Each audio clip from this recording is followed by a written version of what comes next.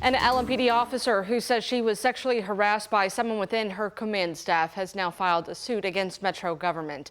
Major Shannon Lauder's 49-page lawsuit names Louisville Mayor Craig Greenberg, former police chief Jacqueline Gwynn Villarreal, and 3 other members of LMPD. Lauder and her husband Jeff Lauder claim they've been hit with harassment in the workplace, sexual comments, unwanted advances, and rumors that ultimately damaged their reputation, saying management did nothing to stop it. The complaint filed Monday states it is clear that LMPD leadership has consistently abused its power and thus fostered the continuation and evolution of a toxic and hostile work environment. We are continuing to look through these documents and we'll take a deeper dive today beginning at 4 o'clock. TARC just released 3 new route proposals. The first option is called the ridership concept, where buses would arrive every 15 to 30 minutes based on the route. The second option would be the coverage concept, where buses would arrive every hour to 90 minutes. And finally, the third option would be called the growth concept, providing 12% more services than TARC provides now, but it would require more investments from the region and community. TARC wants the community's input before finalizing any plans. Over the next 6 weeks, Louisville residents will get the chance to evaluate the 3 different concepts. The TARC team will be out in force in the community from now till September 12th. You'll see us at bus stops, you'll see us on social media, hosting open houses, and we'll be stopping by your neighborhood association meeting. TARC officials will also provide opportunities for you to share your input through an online survey.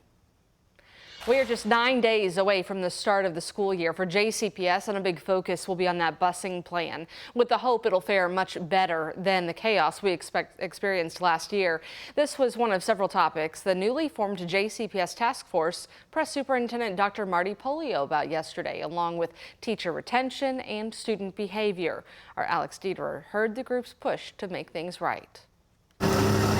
While students are getting ready to head back to the classroom, the JCPS task force is meeting in Frankfort for the second time. Republicans and Democrats searching for common ground to improve the school district. From what we started last year with, we've made some significant progress. The transportation meltdown from last school year has been a driving factor in the legislators' push to form the task force. We're having to make tough decisions around who gets transported, and that's something we don't want to do, but what we've had to do. In his recent evaluation, the board outlined Marty Polio's shortfalls in identifying staff shortages as the root cause of the transportation crisis and his lack of effort to address teacher vacancies. Coming back from the pandemic and facing the shortages that we face in so many of our critical roles, we've been very assertive with identifying the need to increase our compensation for all of our staff. One other question came up about the bonus money given to teachers who will commit to teach in higher needs schools. How many teachers took advantage of that? Because, I mean, that's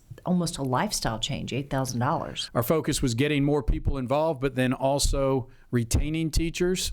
So we did have a good number who jumped at that opportunity from the beginning. Polio said the district's retention rate of teachers is 96%. Task force member Kentucky Representative James Tipton shared a conversation he had with a JCPS teacher of 22 years who chose to retire this year. She didn't talk about salary, she talked about discipline.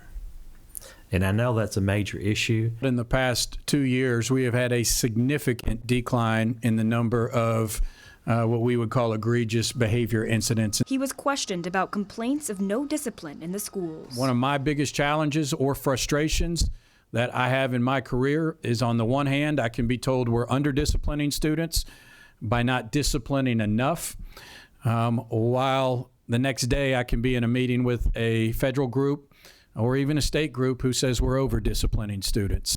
Alex Dieterer, WHAS11 on your side. The next JCPS task force meeting is scheduled for August 19th. And a reminder, 70 TARC drivers will begin working with JCPS this year to provide transportation for students who otherwise may have had their bus routes cut. It'll also help TARC avoid staff layoffs after the company was forced to make budget cuts. The next Kentucky in a school district headed back to class is New Albany, Floyd County tomorrow, followed by Greater Clark and Bardstown the next day. You can find a full list of back to school dates on the WHAS11.com homepage. And we want to see your kids' first day photos. Just text your student's picture to the number there on your screen, 502-582-7290, and we'll air them right here on WHAS 11. The family of the man fatally shot by Metro Police in Valley Station is now asking Mayor Craig Greenberg for an independent investigation. Attorney Mike Cooper is representing the family of 32-year-old Yoel Roberto Napoles Ravello. Metro Police officers initially responded to his family's home last Thursday for a trouble call. Interim Chief Paul Humphrey says Ravello approached officers with a knife, and that's when he was shot. His family disputes that claim. In a letter to the mayor sent on their behalf, Cooper wrote he was not holding a knife, nor did he pose any genuine threat to any of the officers on the scene at the time he was shot.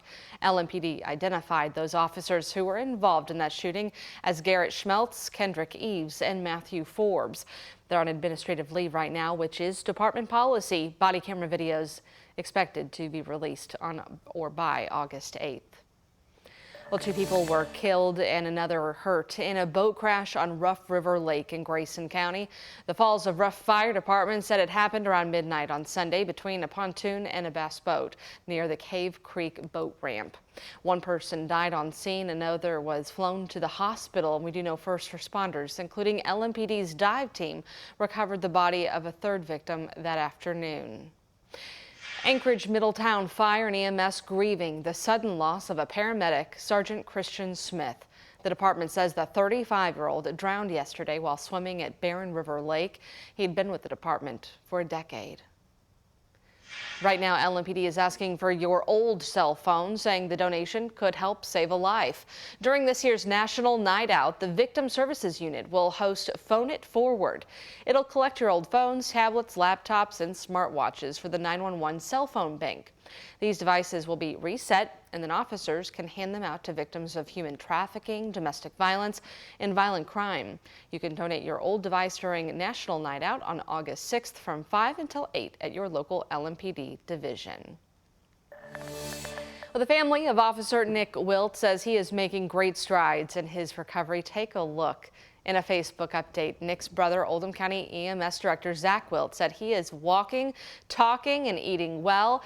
He'll soon receive a service dog donated to assist him in his everyday life. Wilt's family says his goal is to regain independence and move into his own home.